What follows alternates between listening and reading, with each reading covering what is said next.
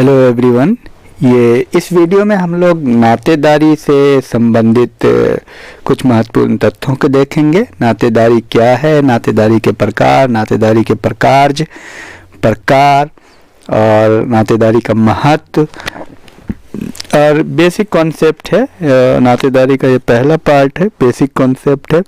आपको मैं ये बता दूं कि फैमिली, मैरिज, किनशिप, ये तीनों जो चैप्टर है एक दूसरे से इंटर रिलेटेड है। तो चलिए कुछ नातेदारी के बारे में बात कर लेते हैं। और देखिए, नातेदारी का शाब्दिक अर्थ होता है संबंध, और ये संबंध दो या दो से अधिक व्यक्तियों के बीच हो सकता है। और समाज में सदस्य विभिन्न संबंधों से बंधे होते हैं, और विशेषकर एक रक्त संबंध होता है और एक वैवाहिक संबंध होता है। इनसे लोग बंधे होते हैं। और दूर के भी संबंध होते हैं, कुछ काल्पनिक संबंध भी होते हैं, जैसे आप किसी को चाचा कहते हैं, मामा कहते हैं, और इस तरह के बना लेते हैं, भाई। तो जब इन संबंधों को सामाजिक मान्यता मिल जाती है तो उसे नातेदारी कहते हैं।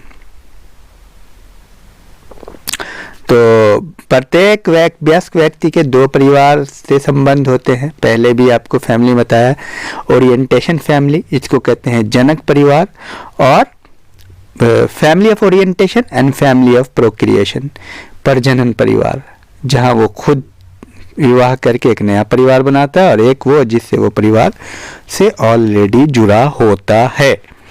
तो देखिए, डीएन मजूमदार का कहना है कि मनुष्य की दो इच्छाएं, क्रमशः यौन इच्छा एवं संतानोत्पत्ति की इच्छा ने ही नातेदारी को जन्म दिया है। सेक्स और रिप्रोडक्शन, ये दो चीज मिलके नातेदारी को जन्म दिया है।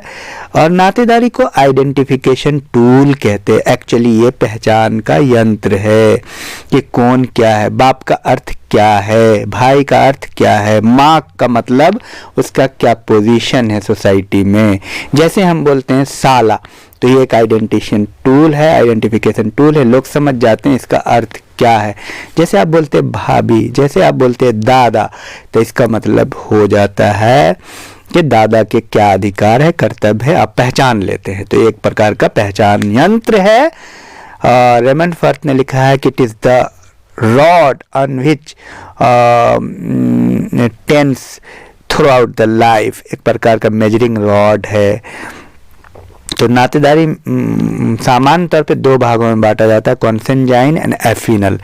कॉन्सेंजाइन का मतलब, कॉन्सेंजाइन को डिसेंट भी कहते हैं। कॉन्सेंजाइन का मतलब रक्त संबंधी, और एफिनल का मतलब नातेदारी संबंधों पर आधारित, अलायंस, जैसे पति पत्नी। ठीक है। और गोद लिया हुआ बच्चा को कॉन्सेंजाइन माना जाता है, इसे फिक्टिटिव भी कहते हैं। तो चलिए हम अब थोड़ा बात कर लेते हैं कि नातेदारी के बारे में वैज्ञानिकों की क्या राय है, और उनके डिफिनेशन को भी देख लेते हैं। ब्राउन कहते हैं, A.R. ब्राउन लिखते हैं, नातेदारी सामाजिक उद्देश्यों के लिए स्वीकृत वंश संबंध है तथा ये सामाजिक संबंधों के प्रथागत स्वरूप का आधार है। यानी वो कहते हैं, kinship is a genealogical relationship recognised for social purpose and made the basis of customary relationship of social relations. और लेवी स्ट्रॉस कहते हैं, नातेदारी प्रणाली वंश तथा रक्त संबंध कर्म विषयक सूत्रों से निर्मित नहीं होती, जो कि व्यक्ति को मिलती है, मानव चेतना में विद्यमान रहती है। ये विचारों की निरंकुश प्रणाली है, वास्तविक परिस्थिति का स्वतः विकास नहीं है। इस तरह से ये कहते हैं। तो बहरहाल नातेदारी व्यवस्था का आधार रक्त संबंध और विवाह संबंध दोनों है, अगर आप डिफिनेशन से समझे तो। इसके निर्माण का आधार दत्तक पुत्र पुत्री भी हो सकते हैं, वास्तविक रक्त संबंध भी हो सकते हैं, काल्पनिक भी हो सकते हैं। नातेदारी संबंध सामाजिक मान्यताओं से संबंधित है। सोशल जैसे एक्सेप्टेंस का रोल है। जैसे मान लिया पति पत्नी है तो शादी किया, मान लिया सोसाइटी, तब तो पति पत्नी है। तो ये है असल role. Social security, social acceptance का बहुत बड़ा रोल है। नातेदारी व्यवस्था की प्रकृति में भिन्नता भी देखी जा सकती है। तो अलग अलग समाजों में अलग अलग नातेदारी की में भिन्नता पाई जाती है। जैसे एक होता है स्यूडो किनशिप, मतलब झूठी नातेदारी। यदि एक व्यक्ति दूसरे व्यक्ति का वास्तविक रिश्तेदार नहीं है पर उसे भाई बहन या चाचा या रिश्ता वो जोड़े हुए है, जैसे धर्म का भाई या कोई भाई आमतौर पे, तो इसको स्यूडो किनशिप कहते हैं। जीपी मर्डक ने नातेदारी के 3 हिस्से में बांटा है, प्राथमिक नातेदारी और द्वितीयक नातेदारी और तृतीयक नातेदारी। देखिए इसको कहते हैं नातेदारी की श्रेणियां। एक्चुअली इसको नातेदारी की श्रेणियां कहते हैं, किनशिप कैटेगरीज। जीपी मर्डक ने 3 हिस्से तो हालांकि 4 प्रमुख श्रेणियां हैं, प्राथमिक नातेदार, द्वितीयक नातेदार, तृतीयक नातेदार और दूर के नातेदार, दूरस्थ नातेदार, डिस्टेंट किनशिप। तो प्राथमिक नातेदार वो कहते हैं उसमें 8 होते हैं, द्वितीयक नातेदार 33 होते हैं, तृतीयक नातेदार 151 होते हैं। प्राथमिक नातेदार में 8 कौन होते हैं मैं आपको बता देता हूँ। पति पत्नी, पिता पुत्र, पिता पुत्री, माता पुत्र, माता पुत्री, भाई भाई, भाई बहन, भाई बहन, भाई बहन, ठीक है, बहन बहन। ये सभी संबंध रक्त संबंध और विवाह संबंध से संबंधित है। ये प्राथमिक है। द्वितीयक नातेदार 33 होते हैं जीपी मर्डक के अनुसार। जो प्राथमिक के प्राथमिक हैं, जैसे मान लीजिए कि जो आपका भाई है और उसकी बीवी, तो आपके लिए द्वितीयक हो गई क्योंकि आपके प्राथमिक की प्राथमिक है। जैसे आपका भाई और उसका आपके भाई का द्वितीयक तृतीयक हो जाएगा आपका। जैसे उसकी साली तो उसकी द्वितीयक हो गई तो आपकी तृतीयक हो गई। तो तृतीयक नातेदार 151 है। जो आपका प्राथमिक का द्वितीयक या द्वितीयक का प्राथमिक हो तो वो तृतीयक कहलाता है। दूरस्थ नातेदार व्यक्ति के तृतीयक नातेदार के प्राथमिक नातेदार व्यक्ति के दूरस्थ नातेदार कहलाते हैं।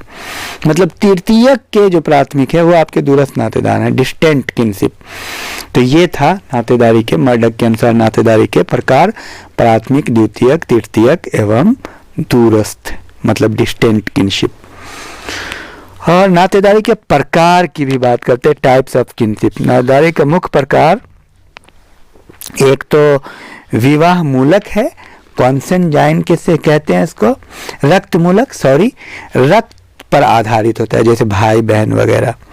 और एक है विवाह मूलक, एफिनल किनशिप, जो शादी पर आधारित होता है। सामाजिक कानूनी दृष्टि से मान वैवाहिक संबंधों को इसमें रखा जाता है विवाह मूलक में, एफिनल किनशिप, जैसे पति पत्नी। और रक्त संबंध, कॉन्सेंजाइन, ये जो है ना रक्त संबंधी, तो 2 तरह के परिवार हैं, ये परिवार के प्रकार है। और नातेदारी की कुछ शब्दावलियां हैं, उसको भी आप जान लीजिए। इसको बोलते हैं किनशिप टर्मिनोलॉजी इंग्लिश में। और मदन एवं मजुमदार ने नातेदारी की शब्दावली की परिभाषित करते हुए लिखा है, नातेदारी संज्ञाएं वे संबोधन हैं जिनका प्रयोग विभिन्न श्रेणियों के नातेदारों को संबोधन करने के लिए किया जाता है। Kinship terms are term use in designating kin of various type. तो ये है। तो बहरहाल नातेदारी की श्रेणियां कौन है, नातेदारी शब्दावली कौन है, किनशिप टर्मिनोलॉजी। एक है क्लासिफिकेटरी किनशिप, वर्गीकृत नातेदारी, और दूसरा है पार्टिकुलरिस्टिक और डिस्क्रिप्टिव किनशिप। क्लासिफिकेटरी किनशिप जब एक ही संज्ञा संबोधन के लिए एक वर्ग के अनेक संबंधों को संबोधित किया जाता है, उसको कहते हैं क्लासिफिकेटरी किनशिप। जैसे मान लिया अंकल, चाचा। जैसे आपको बता दें कि असम के सेमानांगा में जो है अजा या अप्पू पिता को बोला जाता है। अरुणाचल के कुकी में हेपू। तो आप ये देखिए जो क्लासिफिकेटरी किनशिप है इसे क्या कहते हैं कि एक ही तरह के, जैसे मान लिया सेमा नागाओं में अजा शब्द का प्रयोग माँ, चाची, मौसी आदि के लिए होता है, अजा। और अपू शब्द का प्रयोग जो है ना पिता, चाचा, मौसा आदि के लिए, सबके लिए होता है, अजा अपू। अजा हो गया माँ, मौसी, मामी, सबके लिए। और अपू हो गया मामा, चाचा, पापा, सबके लिए। ठीक है, तो इस तरह के कुकी जनजाति में हेपू शब्द के द्वारा दादा, नाना, ससुर, मेरे भाई, साले, ये सब के लिए संबोधन होता है।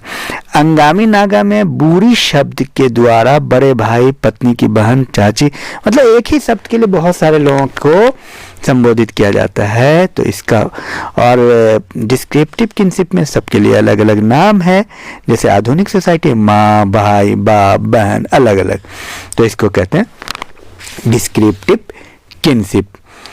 और मॉर्गन का कहना है कि जो समाज जितना सरल एवं परंपरित होता है उसमें क्लासिफिकेटरी सिस्टम उतना अधिक होता है। जैसे जैसे समाज आधुनिक होता है वैसे वैसे उसका स्थान डिस्क्रिप्टिव सिस्टम ग्रहण करने लगती है।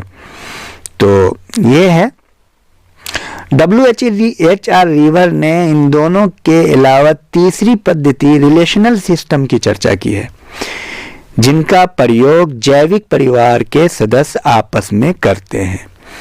तो ये था। और नातेदारी के प्रकार भी हो गया, नातेदारी की टर्मिनोलॉजी हो गई। एक है नातेदारी की रीतियां जो आपको बताना है, इसको बोलते हैं किनशिप यूसेज। नातेदारी की रीतियां जो बहुत ही महत्वपूर्ण है, इसमें बहुत ही इंटरेस्टिंग आपको बातें आने वाली है। यूसेज ऑफ किनशिप, मैं सबसे पहले ये बता दूं कि इसमें करीब करीब 6 महत्वपूर्ण है। तो उसमें एक है जॉकिंग, दूसरा एवाइडेंस, तीसरा है टेक्नोनिमी, चौथा है एमिटेट, पांचवा है कोवेट और छठा है एवनकुलेट। नेक्स्ट वीडियो में इस पे वर्णन करेंगे क्योंकि ये वीडियो लंबी हो जाएगी। Thank you.